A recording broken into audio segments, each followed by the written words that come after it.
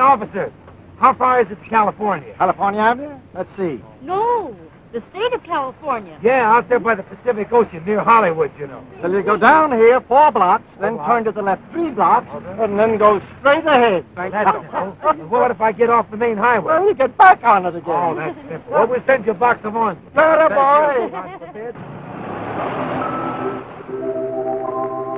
Bing Crosby, the Cremo singer. Where the blue of the night meets the gold of the day, someone waits for me,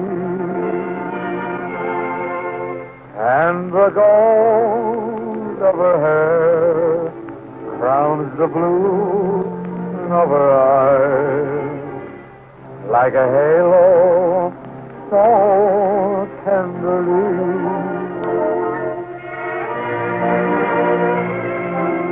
Good evening, ladies and gentlemen. The manufacturers of certified Cremo present for your pleasure and entertainment Bing Crosby, the Cremo singer. While you are listening, light a Cremo and discover real smoking enjoyment. Harry Lillis Bing Crosby was born on May 3rd, 1903, in Tacoma, Washington. The family soon moved to Spokane, where Bing grew up. While studying law at Gonzaga University, he joined a musical group called the Musicalators. Bing played the drums and sang. Soon he had formed an act with the band's pianist Alton Rinker and started picking up good money at local dances. Dropping out of school, Bing and Al thought they would try their luck in Hollywood.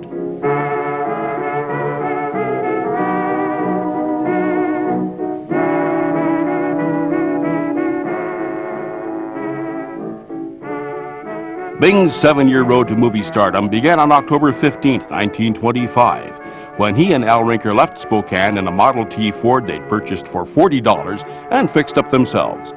They sang all the way to Hollywood, performing in a hotel, movie theater, and several speakeasies along the way to earn traveling money.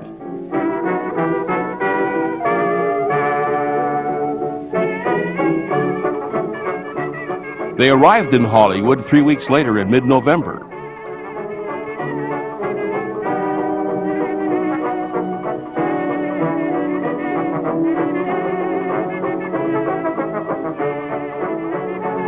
The boys contacted Al's sister, Mildred Bailey, and stayed with her for a few weeks while they looked for work. In 1925, she was singing in speakeasies and had the contacts to arrange auditions for Bing and Al. 3 weeks later, the boys were touring up and down the coast in vaudeville billed as Crosby and Rinker, Two Boys and a Piano, singing songs their own way. We had a duet then, Rinker and I, and we played the cafe for a while, the Tent Cafe, and then we went on the road for San Juan and Marco. And they used to have a circuit that ran from San Diego all the way up to Seattle, I think, and we played all the dates for a year or two. And we were in Los Angeles playing the Metropolitan Theater, and Whiteman was in town with his band playing the $1 Million Theater. He contacted us and asked us to join him in Chicago, which we did. And that was the start of your association with him? With Whiteman, and then after a year or two, he put Harry Barris with us, and we formed a group called the Paul Whiteman Rhythm Boys.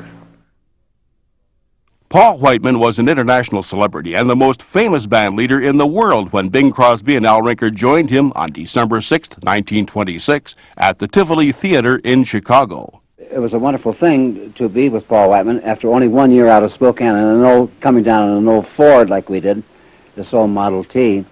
So it was these things were all marvelous things that were happening to us, unbelievable things. But then we had come downs after that because even after we were with Whiteman, we went over with, we played our way back east through several big cities on the Paramount Publics, and we went over very well until we got to the Paramount Theater in New York. And we didn't go over there at all. As Bing said, we laid the biggest egg on Broadway. And we couldn't figure that out. Finally, a year later, we made Mississippi Mud. We started to get kind of popular as the Rhythm Boys. We did some records, and the young kids started to pick us up. So we played the Keith Albee circuit, you know, which is the biggest circuit. We did very well in all the towns we played until we got to the Palace in New York, which is the top theater there for vaudeville. And we laid another egg. We laid a good one there. And then I started to figure out, why do we go over so well in the other towns? When we come to New York, no one knows what we're doing. So I attribute to the fact that they're used to that more of a thing, a more emotional type of thing. And we were doing rather sophisticated jazz, you know, and more, not vo-do-de-o-do and stuff like that, but a new type of thing, and the people didn't know what we were doing.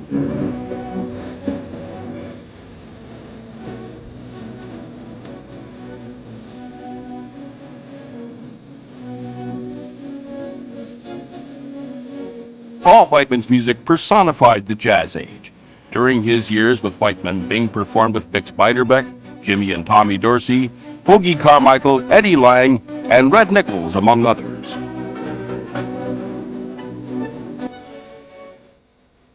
Performing with Whiteman in the top vaudeville theaters and orchestra halls in the country, the Rhythm Boys found themselves in the heart of show business world of the Roaring Twenties. They plunged into a nightlife of wine, women, and song. Bing was often found in the hottest speakeasy in town, singing with their bands until all hours. He developed a drinking problem and a reputation as a playboy.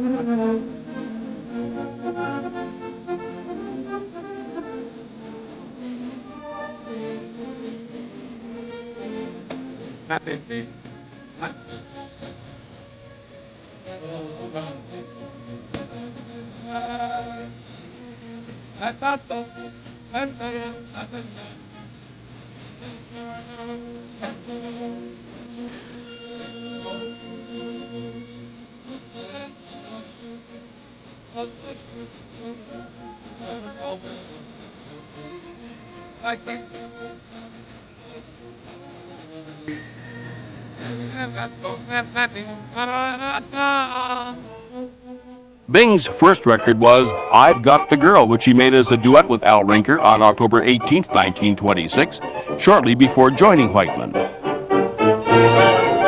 got a girl, oh what a girl, she's got a smile. Starting in late 1926, Bing Crosby had many recording sessions with Paul Whiteman. On March 7, 1927, Bing cut his first solo, Muddy Water, although only a chorus and without label credit. On June 20th, the Rhythm Boys made their first recordings, including Mississippi Mud. I'm satisfied, so satisfied, who wouldn't be, who couldn't be, I've got the girl, she's just the girl for me.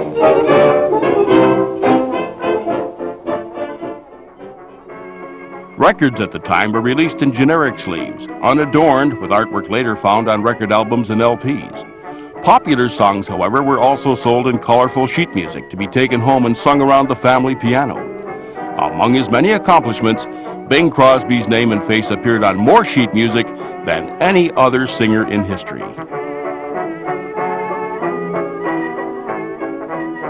In May 1928, Paul Whiteman switched record companies from RCA Victor to Columbia. This occasion was covered by newsreel cameramen who captured the first motion picture image of Bing Crosby. Bing can be glimpsed in the corner by the piano. Paul is seen tearing up his old RCA Victor contract.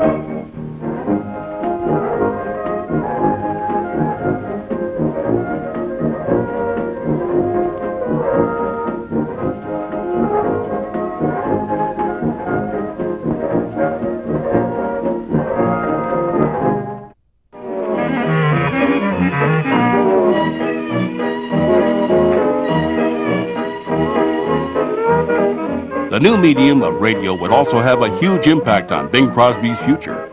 On January 4th, 1928, Paul Whiteman, along with Bing and the Rhythm Boys, took part in the first nationwide NBC radio broadcast to launch the new season of Dodge Cars. Whiteman's success on radio led to a weekly program for Old Gold cigarettes in February of 1929.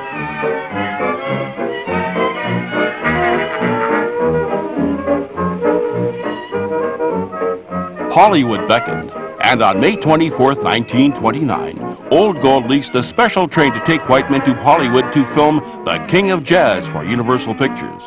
They stopped in every city for a concert, continuing their Tuesday radio show from whatever city they happened to be in. Paul Whiteman reported to Universal on June 24, 1929, to begin filming The King of Jazz, but the script was not ready. The troupe had plenty of time to lounge around Universal's back lot in a special lodge built for their entertainment. If I had a talking picture of you, I would run it every time I felt blue. I would sit there in the gloom of my lonely little room and applaud each time you whispered, I love you, on the screen the moment you came in view. We would talk the whole thing over, we two. I would give 10 shows a day and a midnight matinee if I had a talking picture of you. Paul bought everyone who wanted one a new Ford so they could get around in Los Angeles. He paid himself back out of their wages.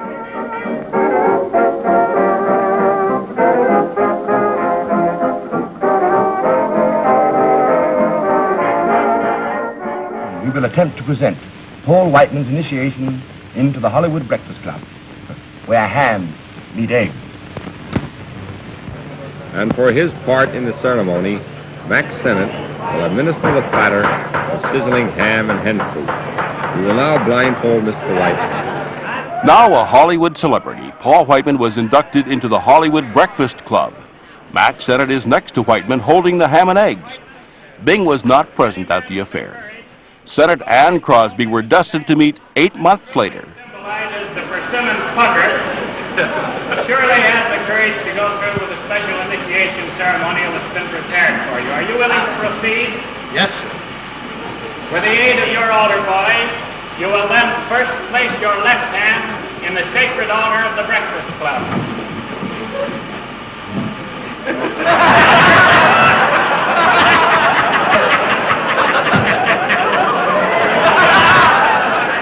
your right hand on the horse's tail.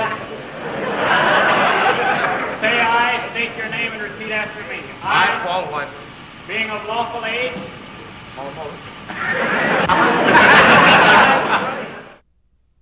As soon as the Rhythm Boys reached Hollywood, they tried to get into the movies. They began a two-reel comedy for Pathé that would eventually be released in August 1930 as 2+4s. Bing is rumored to have made a screen test for MGM at this time. On July 3rd, 1929, the Rhythm Boys opened a 6-week run at the Montmartre Cafe. No use of debating about your style.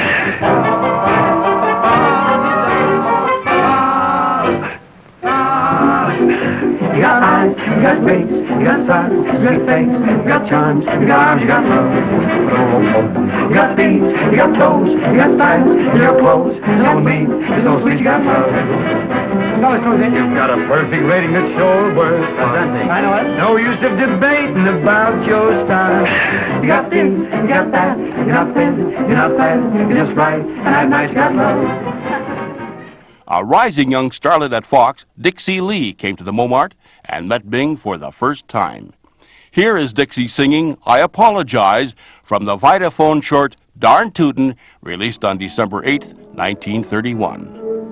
If I made you blue, I've had heartache too. Now I beg of you, won't you forgive me?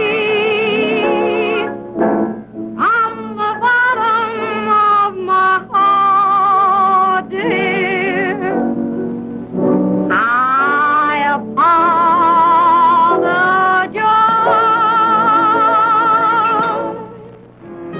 Outside of the weekly Tuesday radio broadcast, Whiteman's band had little to do but collect their checks and attend Hollywood parties. This spare time backfired when two bandsmen were in a car accident on the way to a picnic on July 31st. Joe Venuti was badly injured, and Mario Perry was killed. 3 days later, Al Rinker's sister, Mildred Bailey, hosted a commemorative party in her Los Angeles home. At the party, Mildred sang, "What Can I Say, Dear, After I Say I'm Sorry." Paul discovered Mildred and hired her on the spot to join his band. She became the first female vocalist to sing with a major orchestra. Still waiting on the movie, Whiteman took his troupe back to New York for engagements from August through October. Bing bunked with Hoagie Carmichael on the train trip east, while Mildred Bailey roomed with Harry Barris on the road. Bix Beiderbecke had become sicker and left the Whiteman troupe at this point in time, never to return. Once I built a railroad, I made it run, made it race against time. Once I built a railroad, now it's done. Brother, can you spare a dime? Once I built a tower up to the sun, brick and rivet and lime. Once I built a tower, now it's done. Brother, can you spare a dime? Filming of The King of Jazz finally began on November 8, 1929, and finished in February 1930. It was now an all-Technicolor review film, and one of the most expensive to date. The Rhythm Boys sang a few bars of Mississippi Mud, and When the Bluebirds and Blackbirds Got Together. They also sang in the larger production numbers of Happy Feet and A Bench in the Park.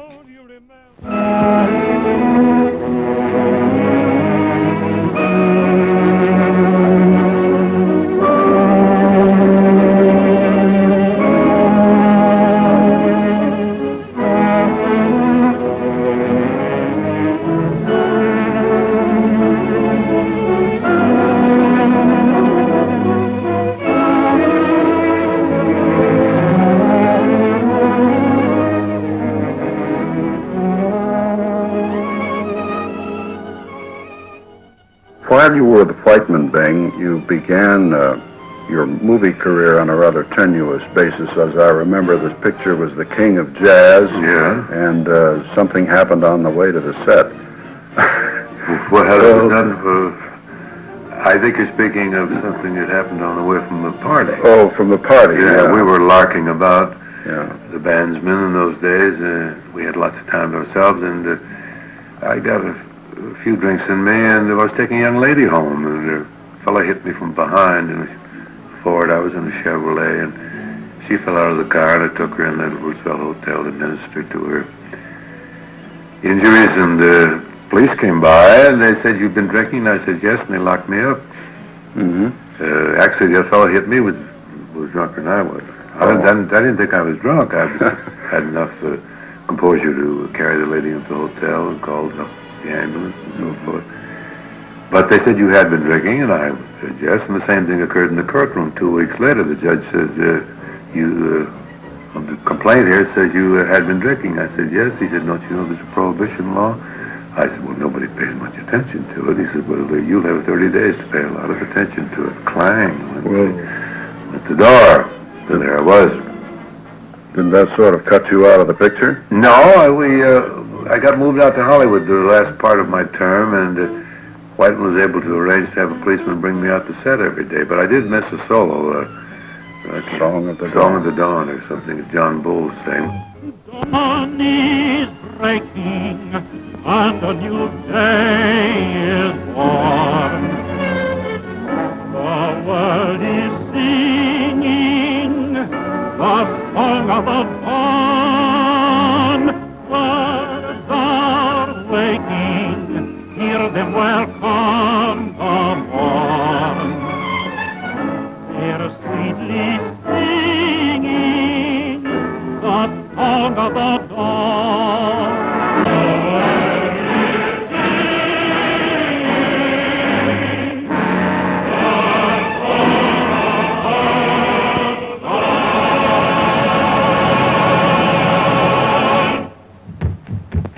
The King of Jazz was released on May 5th, 1930. It did only mediocre business since the cycle of early musicals had run its course. The film did not earn back its production cost until 1933 when it was re-released, this time billed as a Bing Crosby movie.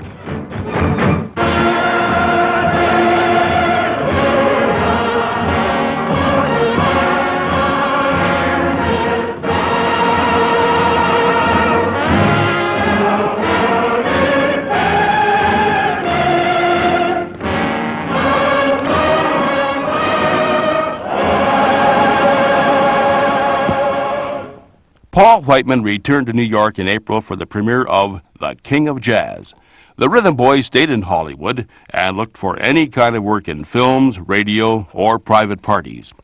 Meanwhile, the Rhythm Boys, those eloquent exponents of chamber music, are warming up on the sidelines, and now we'll send them to the front to make good in a song from Paul Whiteman's picture, The King of Jazz. It's entitled A Bench in the Park.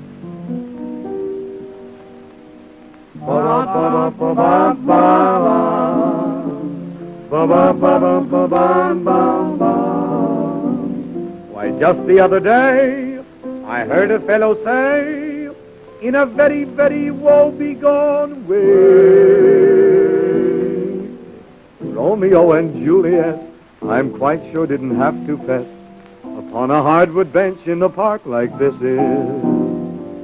They had moonlight up above, and all the scenery of love, and things like that so helpful to hugs and kisses. Ah, but you and I, my dear, need no such atmosphere. A bench in the park, unromantic and plain. That bench in the park can be our lover's lane. The bright gleaming light of a lamp or a moon. A cold dreary night, but in our hearts there is you. A lone little bird in the branches above is plaintively heard, serenading his love. And what more do we need? You and I in the dark, on a bench in the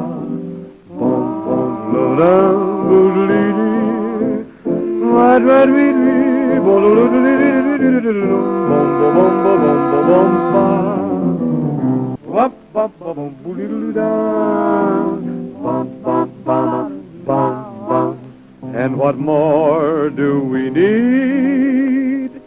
You and I in the dark. Jiggers the opke, the opke. Oh, for goodness sakes, get me out of here quick, fellas. Hey, boys, I'm the cop, and you two had better leave. Why, we're not trying to deceive. And you can take your old park anyway.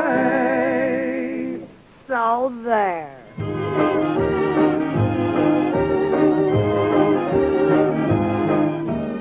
Bing was now dating Dixie Lee steadily.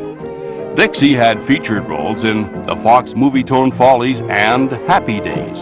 Her career was flourishing as Bing's was floundering. Dixie's boss at Fox and many of her friends told her to forget Bing because of his drinking and playboy reputation. Bing was told he could never be a leading man in pictures because his ears stuck out. While acting roles eluded him, Hollywood was happy to use his voice on occasion. Pathé finished the two-reel short 2+4s and released it on August 10th, 1930. The Rhythm Boys did not star, but were featured as singing college students.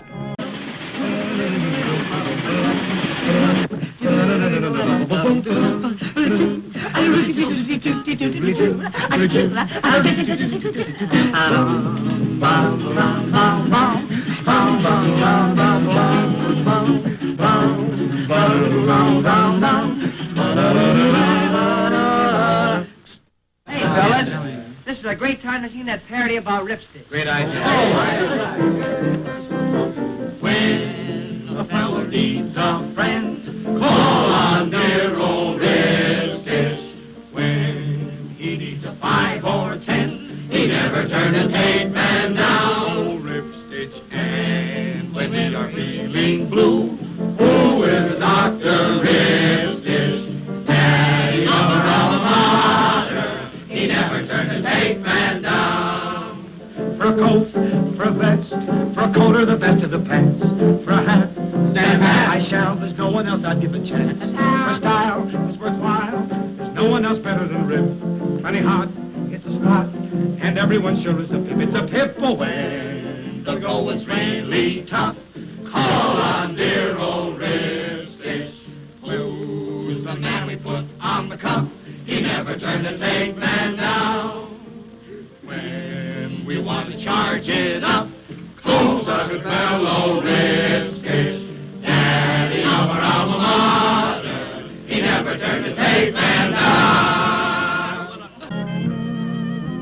In August 1930, the Rhythm Boys recorded Three Little Words with Duke Ellington, and it became the #1 record in October. They also sang Three Little Words with Duke Ellington's orchestra in RKO's Check and Double Check. Because it was an Amos and Andy film, the Rhythm Boys sang off-screen, probably behind this very curtain. 3 black trumpeters from the Ellington Band, Freddie Jenkins, Cootie Williams, and Artie Wetzel, will pretend to sing Three Little Words in the next scene, but the voices are those of Bing Crosby, Al Rinker, and Harry Barris.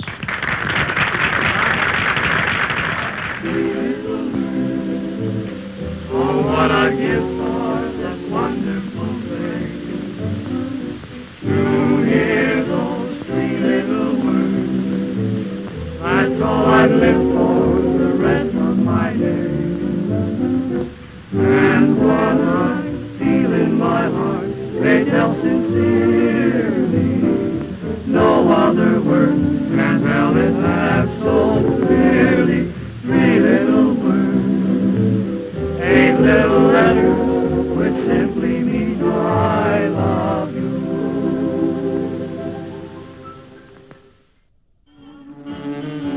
In September 1930, the Rhythm Boys began an 8-month engagement at Hollywood's famous Coconut Grove nightclub in the Hotel Ambassador with Gus Arnheim's orchestra. Hollywood stars flocked to the Grove to hear Bing. His solos stole the show. A nightly radio broadcast from a room above the Grove nightclub beamed Bing's voice up and down the West Coast.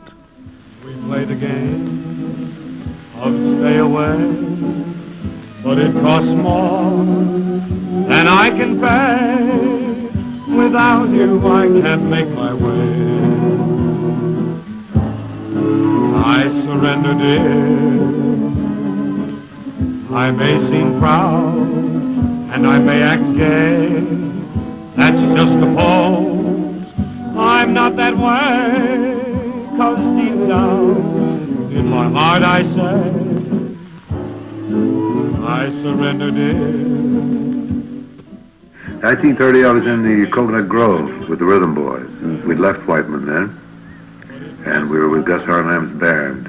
Also in the band was Russ Colombo, and also Eddie Bush, his trio. It was quite an entertaining unit. There was lots of singers, lots of instrumentalists. It was an all-star aggregation. We put out good evening's entertainment. I believe at that time that we had a radio outlet too, MJB Coffee or Sun Coffee. And I think the radio outlet reached up in the Pacific Northwest, and we used to have a session during a dance break where we'd go up into studio up above the bandstand and take a lot of songs, sing a lot of songs with piano only, and do some dialogue, and that was good training. You mentioned Russ Colombo. Was he singing with the band at the same time? Played the violin. He was a violinist, and he sang certain songs. I sang some. The Rhythm Boys sang some. The Eddie Bush group sang some. Had everything going. To you, my love, my life, my all, I surrender, dear. will you please shut off that noise? Noise? Mother, that's Bing Crosby. I don't understand how you can be so interested in a radio singer that you've never even seen. I, for one, don't like you. Thousands of girls can't all be wrong. Less than a month after starting at the Coconut Grove, Bing Crosby and Dixie Lee were married on September 29th, 1930. What a country! Douglas Fairbanks saw Bing at the Coconut Grove and hired him to sing one song with B.B. Daniels in Reaching for the Moon. Bing was paid $100 to film this sequence late one evening after singing at the Grove. Lennox Avenue is known for doing a low down, but you'll find they're not alone in doing a low down. Fifth Avenue's learning how they had to fall. Fifth Avenue does it now. That's not all. Whenever the folks high up do that mean low down, now there's no low down lower than that. Whenever the swells low down in big town, low down, there's no low down lower than that. You may believe it or not, when they start getting hot, there's no hot top hotter than that. So you can lay your dough down when they go low down. There's no low down lower than that. Whenever I ask you to please low down, there is no low down lower than that. Whenever the swells low down and become low down, there's no low down lower than that. You may believe it or not, when they start getting hot, there is no hot top that's hotter than that. So you can lay your dough down when they go low down, there is no low down lower than that. Bing began recording with Gus Arnheim while at the Grove. The Rhythm Boys had their last recording session together on November 20th, 1930. On March 30, 1931, Bing recorded his first record with Brunswick, Out of Nowhere, and it quickly became the #1 record. Almost everything Bing recorded in 1931 hit the charts, with 19 records getting into the top 10.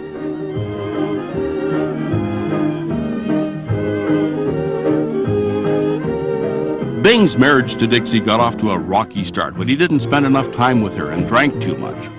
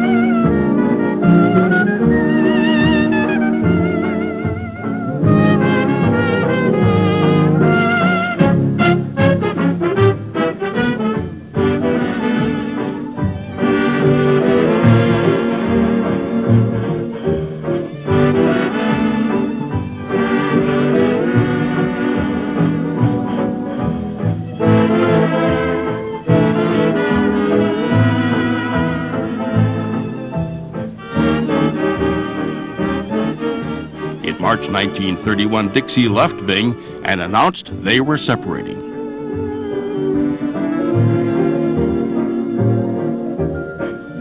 They reconciled at a resort in Mexico 10 days later. Bing promised to cut down on his drinking, and did.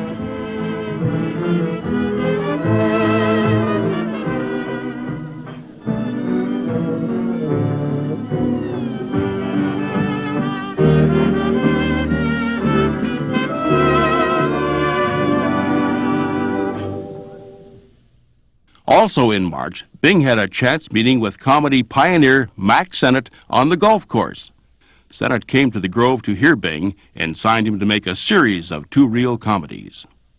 Production of the first Sennett short, I Surrender Dear, began immediately while Bing was still singing at the Coconut Grove.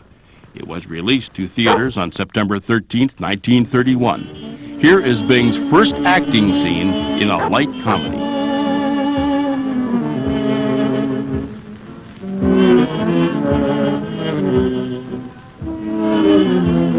Hello, Sis.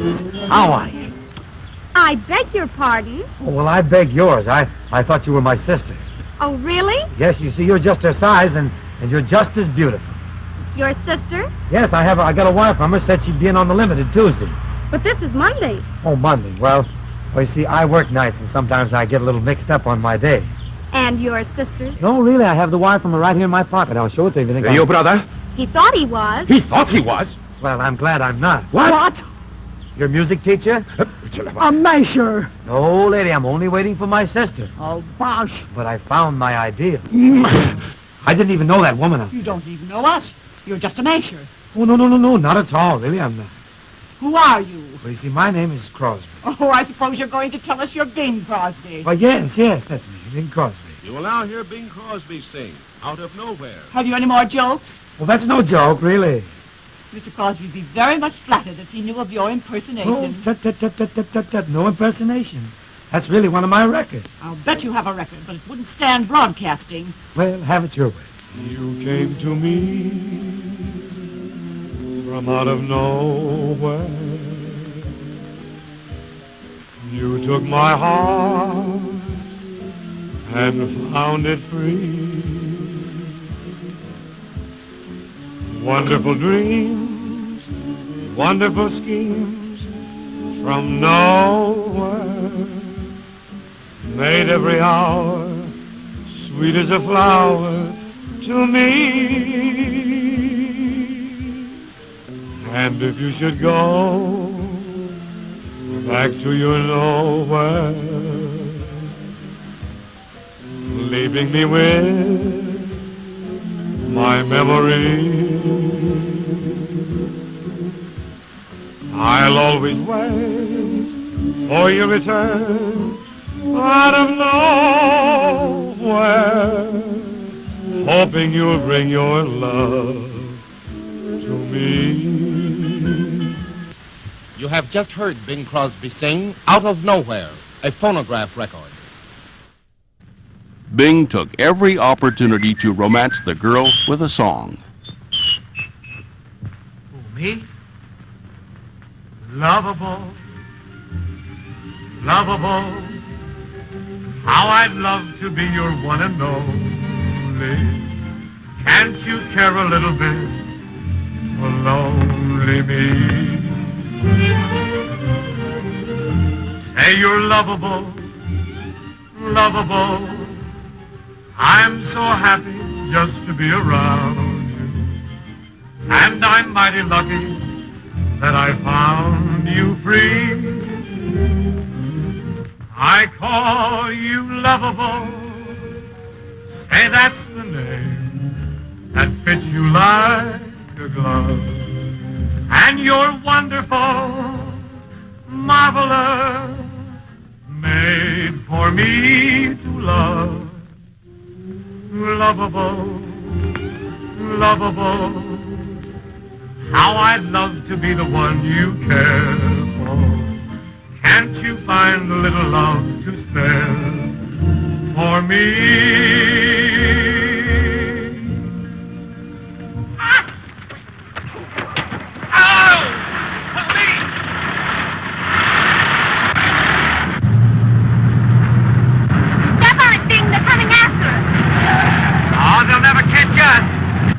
What Sennett comedy would be complete without a slapstick chase?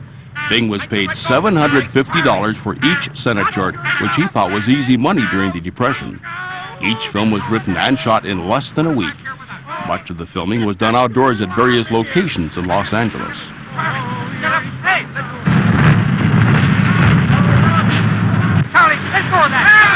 Though cheaply and quickly made, Bing's singing and charm in his 6 Mack Sennett shorts won over audiences everywhere. By mid-1932, the public was demanding more Bing Crosby movies.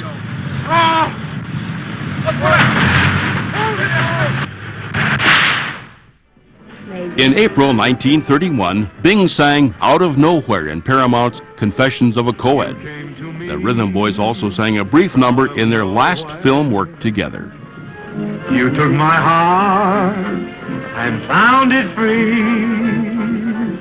Wonderful dreams, wonderful schemes from nowhere made every hour sweet as a flower to me. And if you should go, hello, Bing, how's it, Dan? Back to your nowhere, leaving me with my memory. I'll always wait for your return out of nowhere, hoping you'll bring your love to me.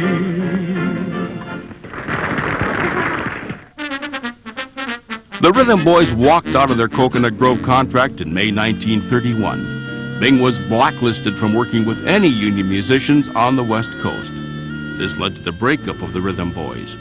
The only work Bing could find was in 3 more shorts for Mack Sennett: One More Chance, Dream House, and Billboard Girl. These were filmed without union musicians. In June, Bing recorded At Your Command, accompanied only by Harry Barris on piano. It became the #1 record in August. Unwanted in feature films and unable to perform live on the West Coast because of the musician's ban, Bing headed east in August to make some recordings with Brunswick. I was back east then. My brother Everett, who was handling my business, arranged to have some records sent to Bill Paley, who was the president of CBS at that time, still is, I guess.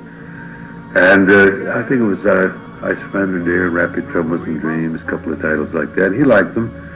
And I went on sustaining on CBS Network, which later led to a sponsored program with Carl Fenton's orchestra called the Cremo Cigar Program. That first program of yours, Harry Von Zoe was your announcer. Was he?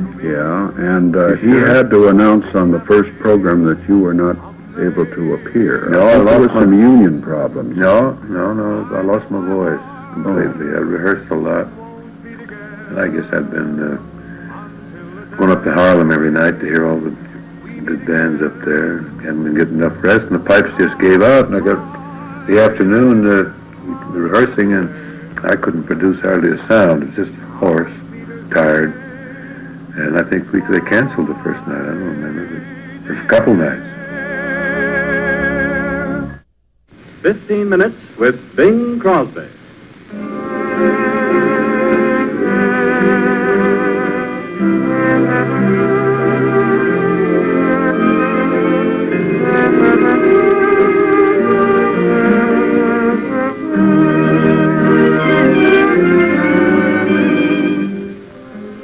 Introducing Bing Crosby. Here is the moment you have been waiting for. The delayed appearance of that sensational baritone, Bing Crosby, whose singing has made him the favorite of California through the mediums of the motion pictures, the vaudeville stage, and the radio. It was our announced intention to present Bing Crosby's initial program Monday night, but a severe attack of laryngitis made it impossible for him to appear until tonight. However, his voice has recovered sufficiently to allow him to bring to you now his inimitable song interpretation. So, offering Bing Crosby in the popular song of the day, Just One More Chance.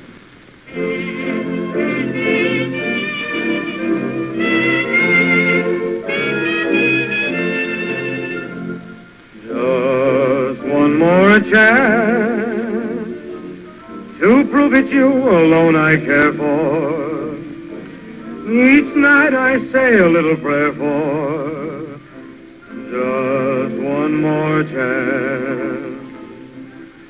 Just one more night to taste the kisses that enchant me. I'd want no others if you'd grant me just one more chance. Bing helped compose his theme song, Where the Blue of the Night Meets the Gold of the Day, in November 1931. I know that I should serve my sentence. Still I'm hoping all the while you'll give me... On November 6, 1931, Bing opened at the Paramount Theater in Times Square, headlining 4 shows daily between movie showings. Bing was backed up by a different act each week. Burns and Allen, Cab Calloway, Kate Smith, the Mills Brothers, the Boswell Sisters, and others. Although Bing had bombed in the Paramount in his first Broadway appearance with Al Rinker in 1927, this time he went on to break all box office records. Bing's run was extended to 29 weeks at a large salary increase, finally closing on April 14, 1932. With hours of loneliness, I've nothing to hide. I'd bury my pride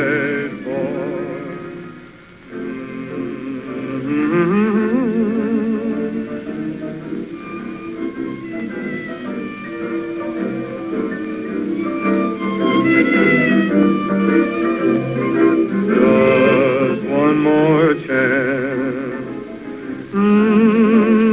Ba-da-da-dee-da-dee-da.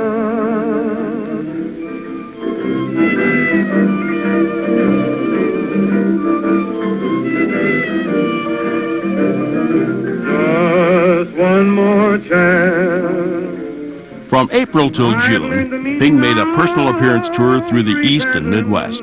Dixie Lee accompanied her husband on this tour. I know that I should serve my sentence. Still I'm hoping all the while you'll give me... Back in Hollywood in June, Bing made his final 2 Mack Sennett shorts, Sing Bing Sing and Blue of the Night. In July and August, Bing was busy filming the big broadcast for Paramount Pictures. For just one more chance. In July, Bing appeared in this Hollywood on Parade short along with his co-stars from the big broadcast, Stu Irwin and Burns and Allen. I now take great pleasure in presenting that scintillating star of screen and radio, Mr. Bing Crosby, by special, extra special permission of his broker.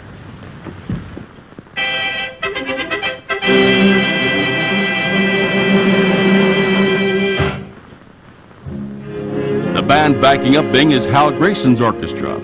This short was rushed into theaters to promote the big broadcast.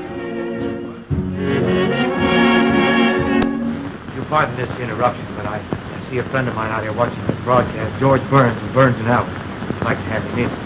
Come on, George. What goes? How are you? Glad to see you. Glad to see you. What goes? Looking good. Now, I'm taking a chance you come out to be in that big picture. You mean a big broadcast? Yeah, slight plug. Yeah, got it in. You know, George, I've wanted to tell you for a long time. I've seen you on the screen, heard you over the air, and worked with you in the theater. I really think that you have one of the finest acts in show business. Well, thanks very much. I mean that sincerely. Thanks. I certainly wish I could say something nice about you. Well, you could if you were as big a liar as I am. I'll see you later, Bing. Just a minute. I was wondering, George, you know the young lady in your act, Miss Allen? Gracie? Yeah. Sure. She's delightful. You like her? I think she's a charming girl. I like her myself. She's a beautiful girl, too. I think so. I was wondering if you could fix it up for me to meet Miss Allen. Now, do you like our act, or do you like Miss Allen? Well, I likes the act, and I likes Miss Allen. Sort of likes everything. Yeah, with me it's likes. I see. Well, I'll have you meet Miss Allen. Gracie, come here. This is Gracie Allen, and Oh, Martin Downey. No, Rudy Valley. Gracie, that's Bing Crosby. Oh, well, now you're going to change your name. Nobody will know I'm you. glad to see you. Thank you. Having a nice time in California. Oh, yes. Getting around a lot of spots? Oh, no, I'm not getting around very much. Is that so? Well, I was wondering, you ever wonder? Well, sure, I wandered through the fields picking poppies a lot of times. No. I mean, I was wondering if you'd like to go out with me. Well, why should you be an exception? Well, Gracie, I was wondering if you'd like to go out with me. Oh, I would, Bing. I'd love it. You really would? Yes. Would you like to go out tonight? Oh, I'm sorry. I can't make it tonight. I have an engagement. Who with? My husband. You're married? Oh, yes. Didn't you know? No. Oh, yes. Who to? To Mr. Burns. Oh, aren't you silly. Well, everybody in town knows I'm married, Dave. Isn't that funny? Well, I did the best I could, Bing. Auf Wiedersehen. Oui, oui. Bye now. Goodbye. Come, let us stroll down Lover's Lane, once more to sing love's old refrain. Soon we must say, Auf Wiedersehen, my dear. Here in your arms I can't remain, so let me kiss you once again. Soon we must say, Auf Wiedersehen, my dear. Your love will cling to me through the lonely daytime. Each night will bring to me the magic memory of Maytime. I know my heart won't beat again until the day we meet again. Sweetheart, goodbye. Auf Wiedersehen. Auf Wiedersehen, my dear.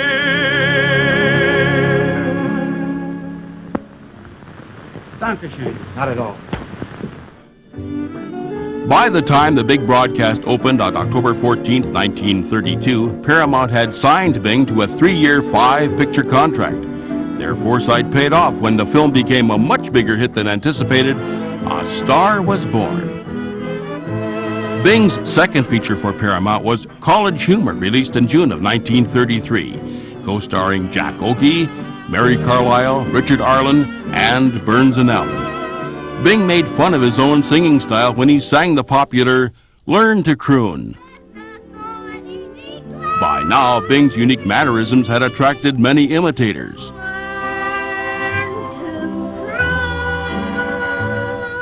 If you want to win your heart, these are sweet melodies in love with romance.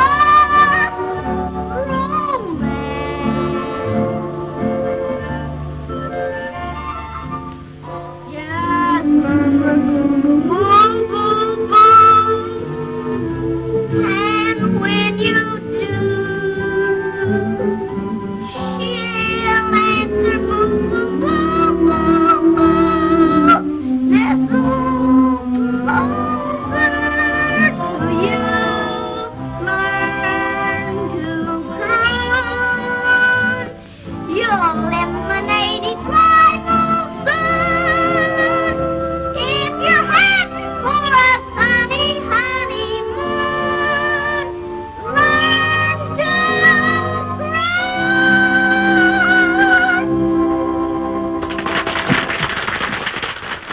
College Humor was followed by the backstage story Too Much Harmony, released in September with co-stars Jack Oakey, Skeets Gallagher, Judith Allen, and Lillian Tashman. If the studio calls, say I'm on my way.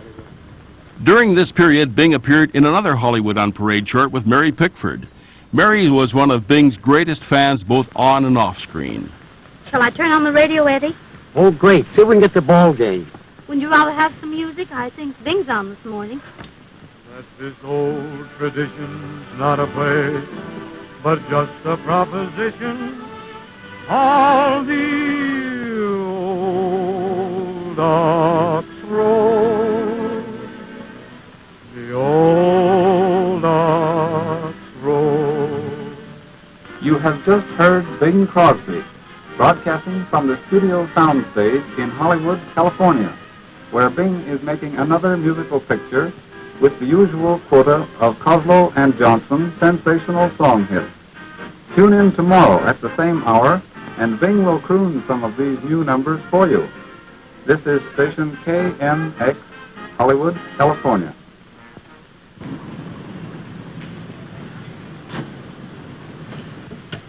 Well, thanks very much for the lift. Not at all. Maybe I can do as much for you sometime. You never can tell. Hi, Bing. Hello, Mary. How are you? Swell. Just heard you singing. Way out here? See, I thought those stages were soundproof. I even heard you up in Beverly. Beverly Hills. Oh, I catch on. You got a radio in your car. That's it. You know, I'm a radio fan. You're a radio fan. Well, then we're even because I'm a picture fan of yours. Great. When are you going to make another picture? I came down to work on a story today. You're writing the story? Yes. Say, you couldn't find a part in there for an old broken-down singer, could you? Absolutely. Well, you take care of me, and I'll take care of you on the radio. Now that's the bargain. Sold. MGM next borrowed Bing to play a radio crooner on his way to Hollywood to make his first picture. His leading lady was Marion Davies, and the film was appropriately called Going Hollywood, released in December 1933.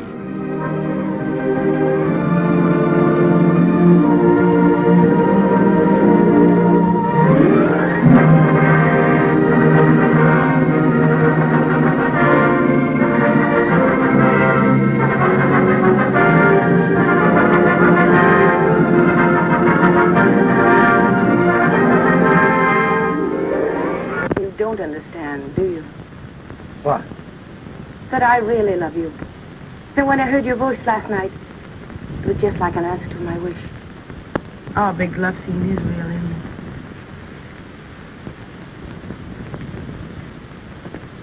Pardon me, senor. Yeah? I'm very sorry, but we would like to close up. Okay.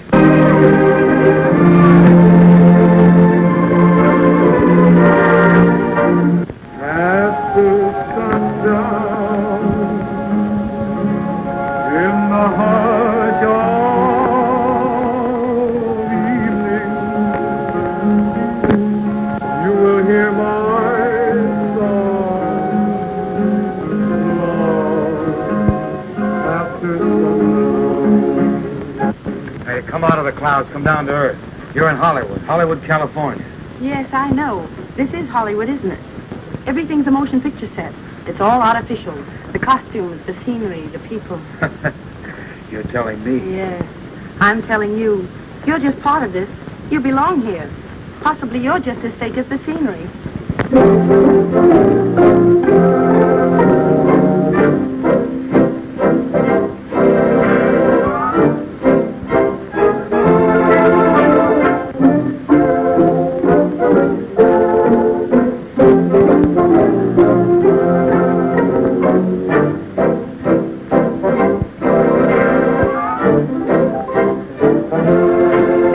Take me where the songbirds thrill you with sweet refrain.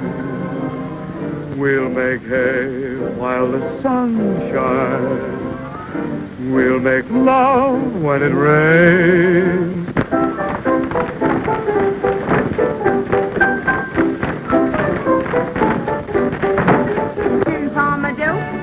Good evening, Lady Fair. How was the chickens in the old backyard, and how was the old gray mare? Well, sir, I put 'em all away. I locked the barn up tight. There's going to be a moon in the old hayfield, and we'll have us a dance tonight.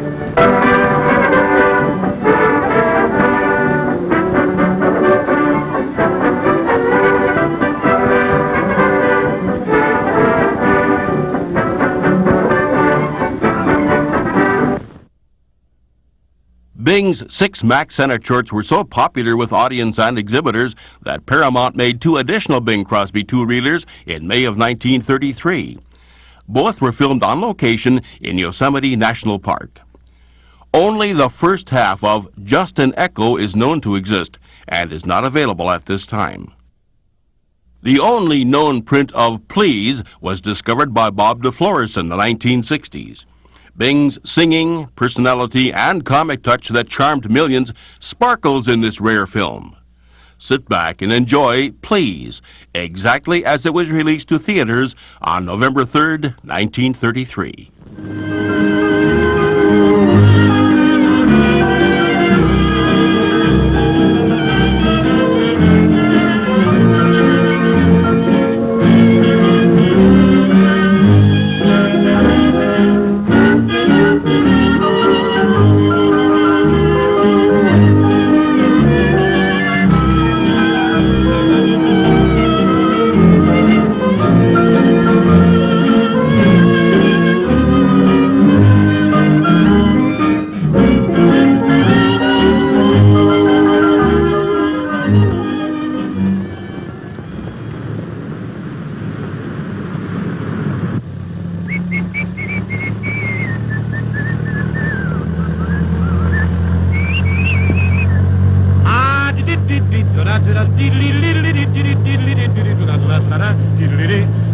diddle-da.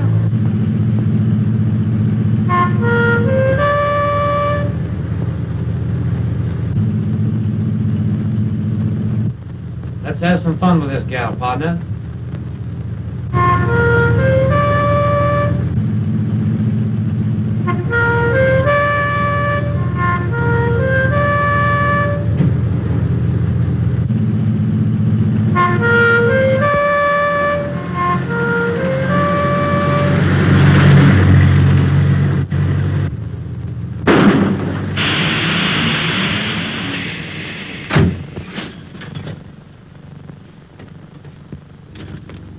Well, good morning. Good morning. Say, it's certainly lucky I happened along, isn't it? But really, I don't need I'm any- just the man you're looking for. You know, this is my old racket, you know, fixing tires. You just sit down and tell me all about yourself, and I'll get paid off just looking at you. But I really don't need anything. Just the man you're looking for. Now. But there's someone... That's me. I'm right on the job. You see, I'll have this tire fixed for you in a jiffy. Yes, I know, but there's someone that... I'm right on the job. That's me. I want to fix the tire for you. Now relax.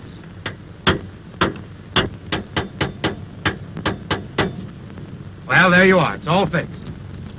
Hey, boy. Huh? Do you have to make all that racket? Here, Sonny. Buy yourself a hot dog. Thank you so much. Well, it's quite all right.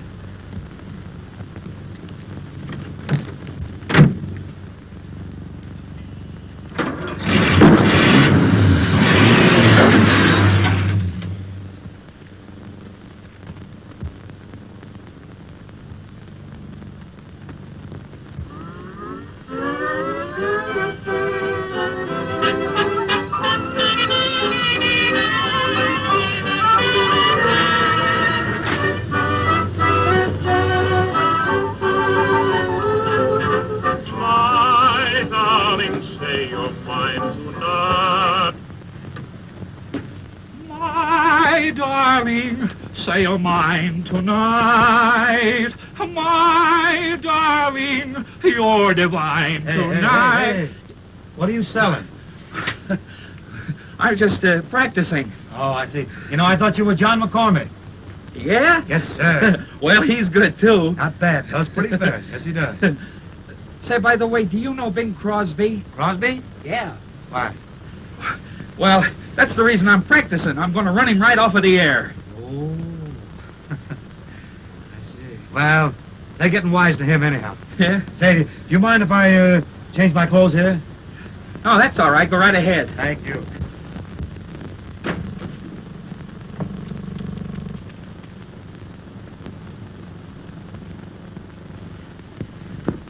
Hello, Elmer. Oh, hello, Beth, honey. How are you? Fine. You know what? What? Mr. Taylor is donating the Opera House for the recital next week. Gee, that's great. You know, Elmer, I don't think you were very nice to that gentleman who changed the tire for us this afternoon.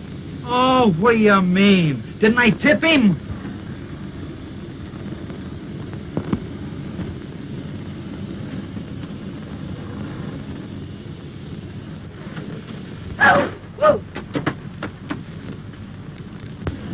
I hope you win first prize, Elmer. Huh. That's a cinch. I'm going to make you and me famous.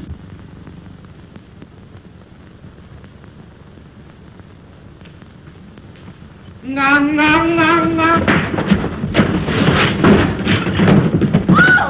How do you do?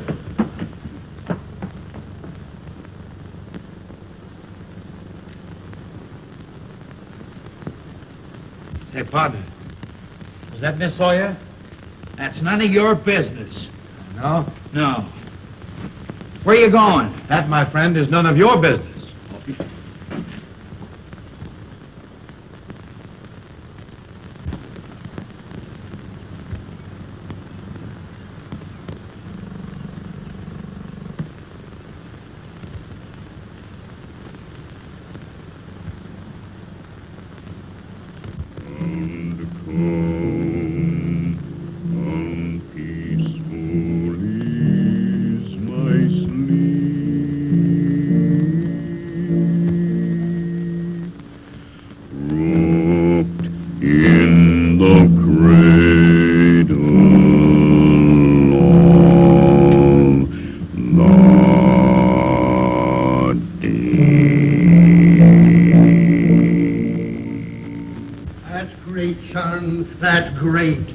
under your direction, he's getting better and better every day. Come on, Sonny. Come on. Goodbye, Miss Sawyer. Bye. Bye.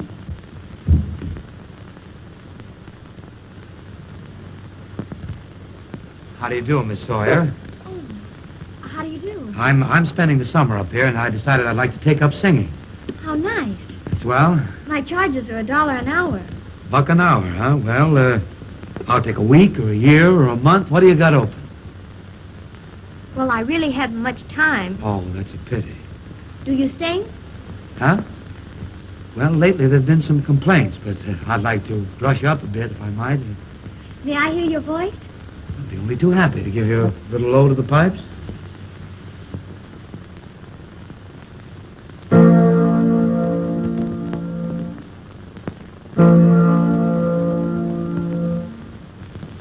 Well? Oh, yes.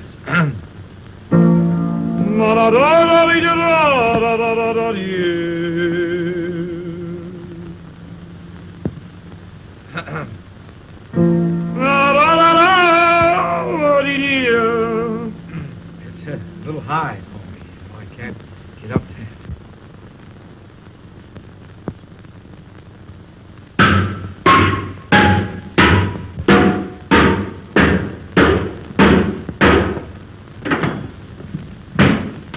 Elmer! Will you please stop making so much noise? You're interfering with my lesson.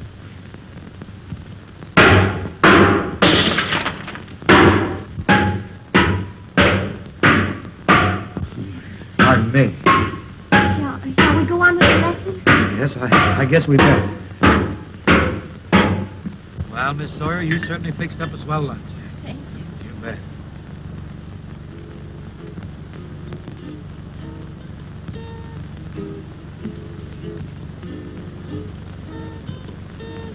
Every kiss, every hug seems to act just like a drug. You're getting to be a habit with me.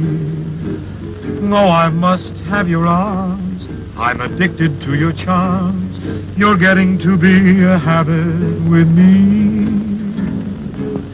I used to think that love was something that I could take or leave alone. But now I find that I must have my supply. I need you for my own. No, I can't break away. I must have you every day, as regularly as coffee or tea. You got me in your clutches and I can't get free. You're getting to be a habit with me. Can't break it. You're getting to be a habit with me.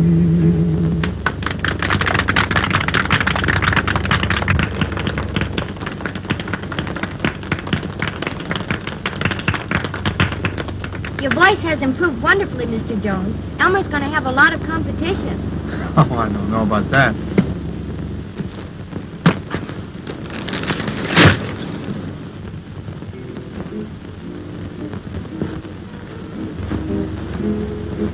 Hey, how about a little medicine ball? No, thanks. Oh, come on, let's play. Okay, what can I lose?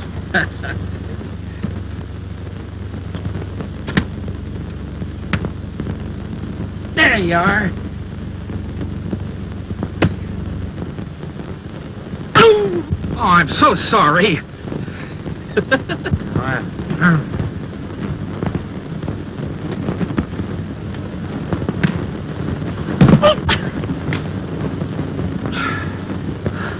I'm so sorry.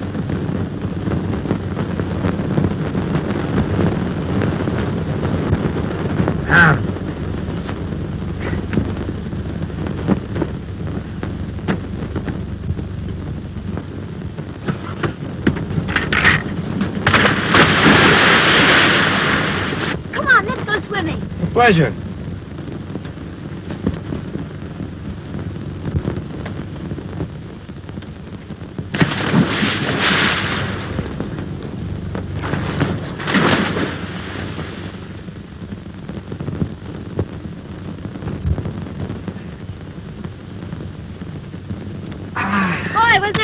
Oh, that does it to you. Yes, sir. Let's hit it again, huh? No, I've got to get back and give the lesson. Okay, let's go. Well, I'll see you later. Okay. Bye. Goodbye.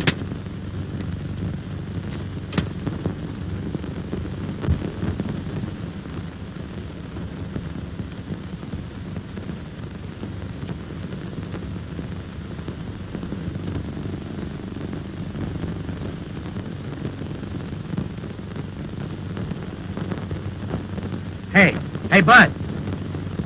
Go find my clothes, huh? Go on.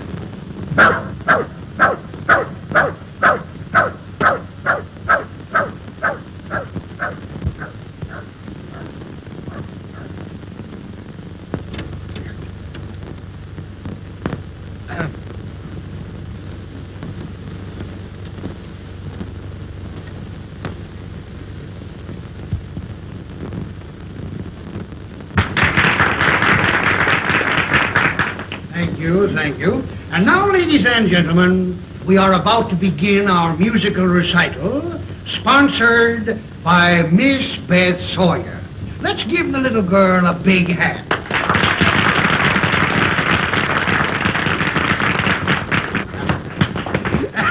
And now, ladies and gentlemen, the first number on our program will be Mr. Elmer Smoot, the golden voice tenor, the local garage man.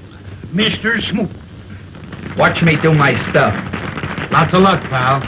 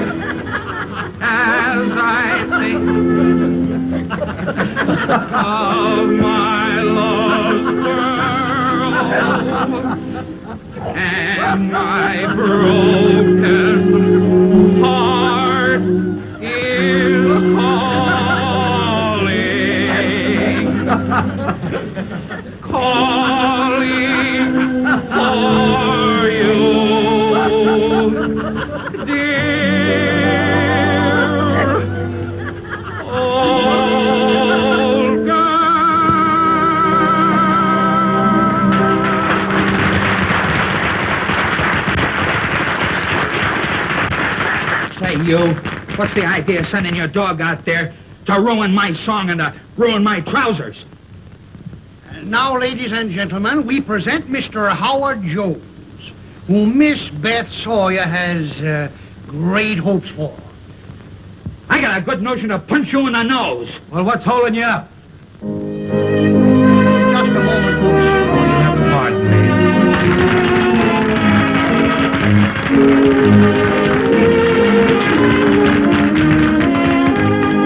Well, it's a good thing you sent him out there. I was just going to smack him. Why did you let me love you? Why did you let me fall? Why should it be when it's plain to see that you don't love me at all? I love you, oh so madly. I need your love so badly. But I don't stand a ghost of a chance with you. I thought at last I'd found you, but other loves surround you, and I don't stand a a ghost of a chance with you. If you'd surrender just for a tender kiss or two, you might discover that I'm the lover meant for you, and I'd be true. But what's the use of scheming? I know I must be dreaming, and I don't stand the ghost of a chance with you.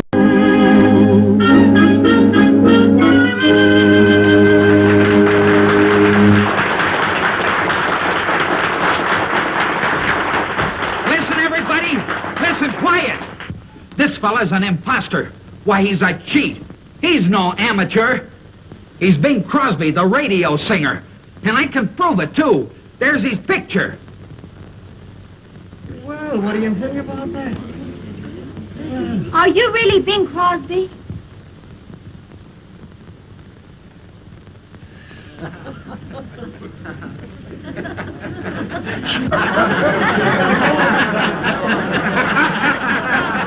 Mr. Crosby, I want an autograph. Yes, and I want a photograph.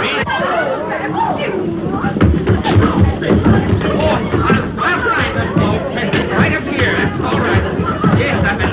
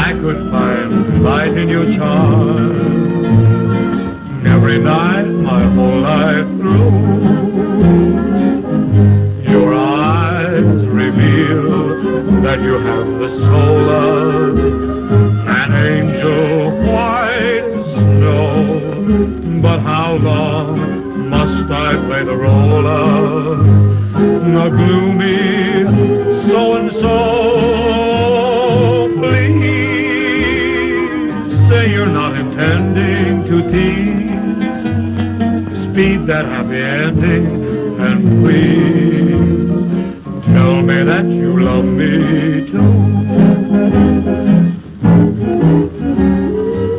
You're not really mad at me, are you? Well, then come on over here. I want to talk to you for a minute.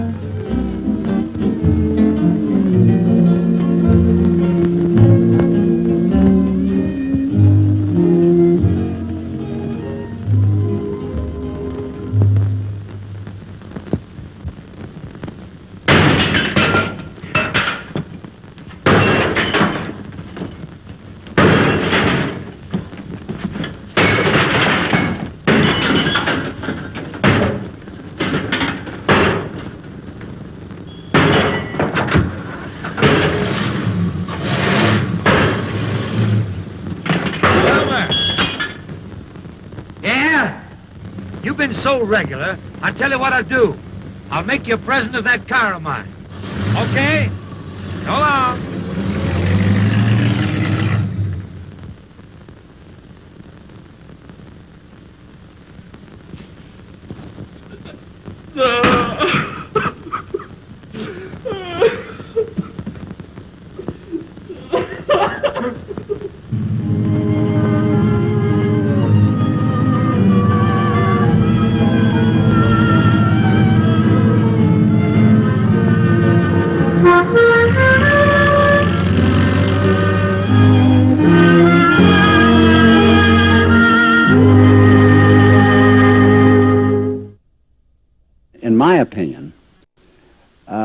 starting when he did, I think he started a complete new vogue of popular singing. I think he initiated a new relaxed feeling, which is the very opposite of what Al Jolson was doing, Eddie Cantor and those people, and Sophie Tucker. I think it was a looser, easier, more natural form of expression that had a background which is American, you see. And I think that he brought this to perfection. It was natural with him. He could sing, he had a marvelous rhythmic sense. He could sing an Irish ballad. He could do anything. And I think he was outstanding, and I think he was a natural. He was just an absolutely natural singer. Now you're the jury at my trial. Take your eye out to serve some sentence, but I'm hoping all the while you give me just one more word. I said that I was glad to start out. Here I am, back to cry my heart out for just one more chance.